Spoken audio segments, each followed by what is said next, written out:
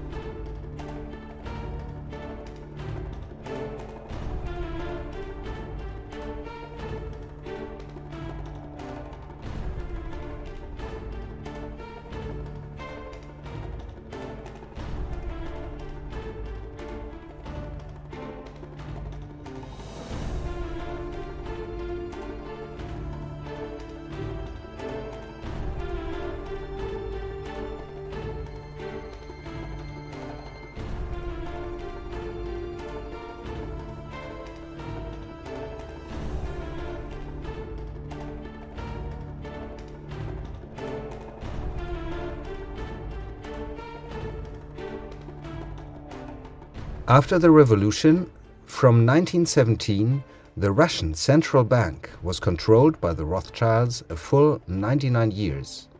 The treaty expired in 2016, but the Rothschilds de facto have continued to control the Russian central bank.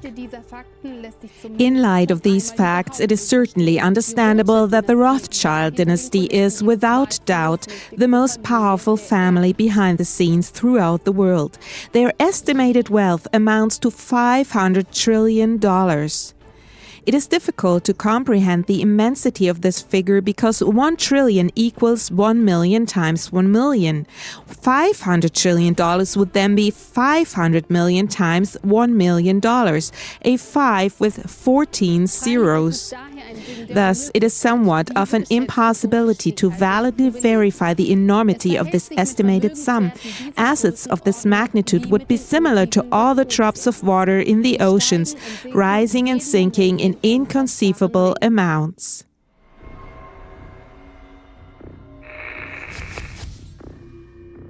Rothschild Control, Part 2. Virtually unknown to the general public is the fact that the US Federal Reserve Bank is a privately owned company. Similarly, the general public does not know that the Fed sits on its very own patch of land immune to the US laws. This privately owned company prints the money for the US government, which pays them interest for this favor. In turn, the Fed is controlled by the dynasties Rothschild, Rockefeller, and Morgan. The whole US is thus indebted to the Fed. Also, most people living in the US have no clue that the Internal Revenue Service, IRS, is a foreign agency. To be more accurate, the IRS is a foreign private corporation of the International Monetary Fund, IMF, and is the private army of the Federal Reserve Bank. Its main goal is to make sure the American people pay their tax and be good little slaves. In 1835, US President Andrew Jackson declared his disdain for the international bankers. "You are a den of vipers. I intend to root you out, and by the eternal God I will root you out. If people only understood the rank injustice of our monetary and banking system, there would be a revolution before morning." There followed an unsuccessful assassination attempt on President Jackson's life. Jackson had told his Vice President Martin Van Buren, "The bank, Mr. Van Buren, tries to kill me." This was the beginning of a pattern of intrigue that would plague the White House itself over the coming decades. Both US President Lincoln and John F. Kennedy have been murdered for trying to rid the country of banksters. The world's megabanks. There are two megabanks that offer loans to all countries around the planet, the World Bank and the IMF. The first one is jointly owned by the world's top banking families, with the Rothschilds at their very top, while the second is privately owned by the Rothschilds alone. These two megabanks offer loans to developing countries and use their almost impossible to pay back interests to get their hands on the real wealth, land and precious metals. But that's not all. An important part of their plan is to also exploit a country's natural resources, like petrol or gas, via their covertly owned companies, refine them, and sell them back to the same country, making huge profit. But in order for these companies to operate optimally, they need a solid infrastructure, which is usually lacking in the so-called developing countries. So, before the banksters even offer the almost impossible to pay back loans, they make sure that most of the money will be invested in, you've guessed it, infrastructure.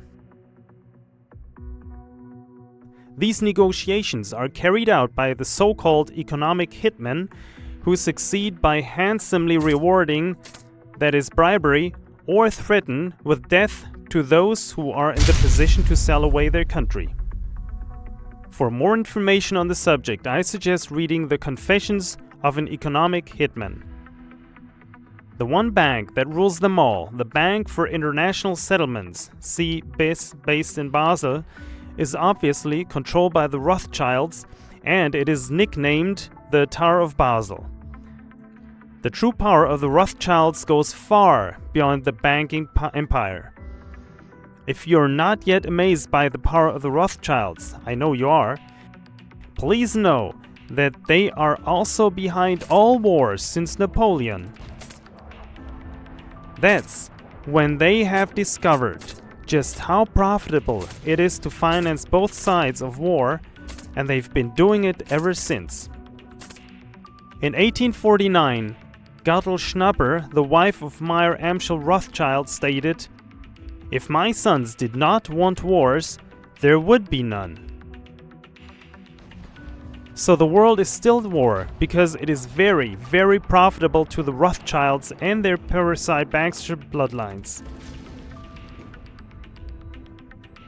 And for as long as we will continue to use money, the world will never know peace.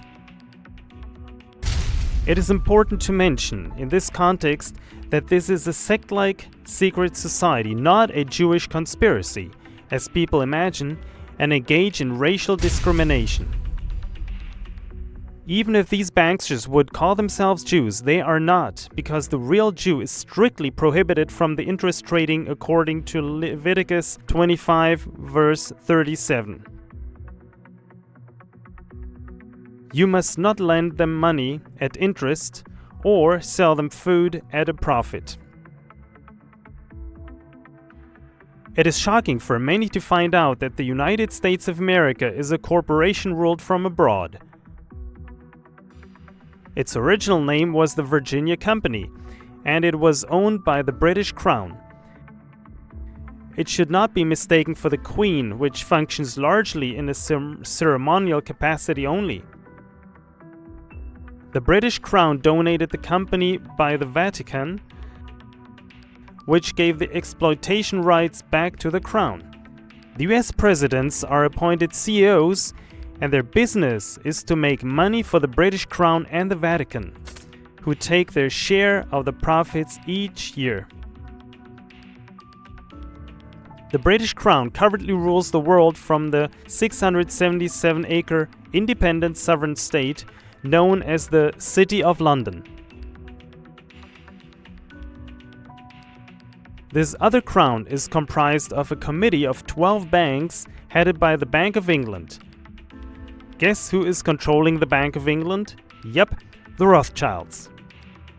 In 1815, Nathan Meyer Rothschild made the following statement: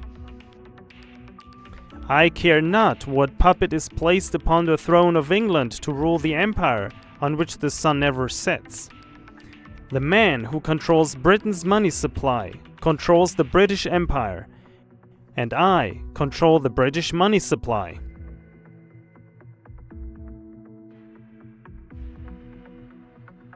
It's not just a conspiracy theory that the House of Rothschild is at the top of the power pyramid. If you research thoroughly, you will discover them as masterminds of the New World Order and as the complete domination of the worldwide agenda. They are behind the European Union and the Euro, and they are behind the idea of the North American Union and the Amero. They are controlling all the world's secret services, and their private army is NATO.